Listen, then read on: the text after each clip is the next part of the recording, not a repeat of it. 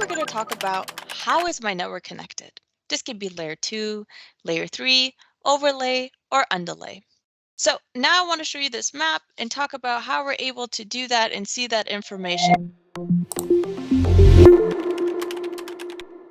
So presumably you've already gone in and started your auto discovery with NetBrain, looking for all the changes and new devices in our environment despite any type of migrations or scaling that we've done. So keeping the latest and most accurate data, as well as the configuration file and the retention that we've done.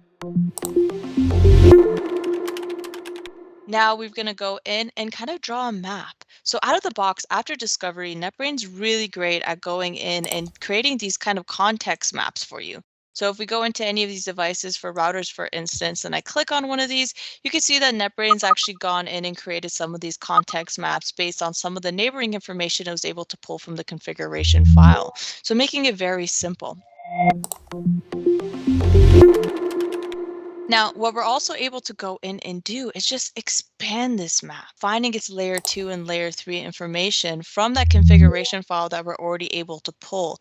Now, why is this so important? This is really amazing when it comes to our mapping and the dynamic functionality of our discovery, because again, we're not just finding out the devices and their management IPs, we're finding the devices, we're finding the CMDB information, we're finding that configuration information, the data table information, which otherwise would be somewhere static, probably inaccurate, catching dust in a SharePoint somewhere. Referring to inaccurate data, I always say it's counterproductive because what you're actually doing is you're increasing mean time to resolution because you have to cross-reference everything that you're pulling. You're going in there for a visual perspective of your network to help you diagnose and get to a problem quicker, but it's inaccurate. So by leveraging that auto discovery, you have the most accurate data, and then you're able to expand on that data by using this topology functionality.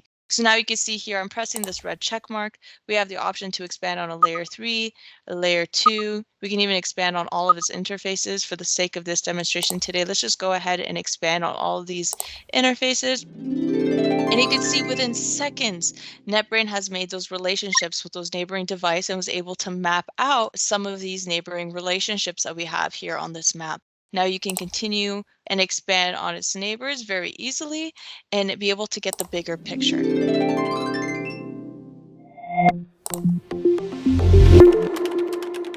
Now, the really great thing about this as well is this is also exportable. So if you do want to share a Visio document, for instance, you're able to do that by toggling over to this map functionality, going to export, then you can export to Visio here as well as image, Word, and XMAP.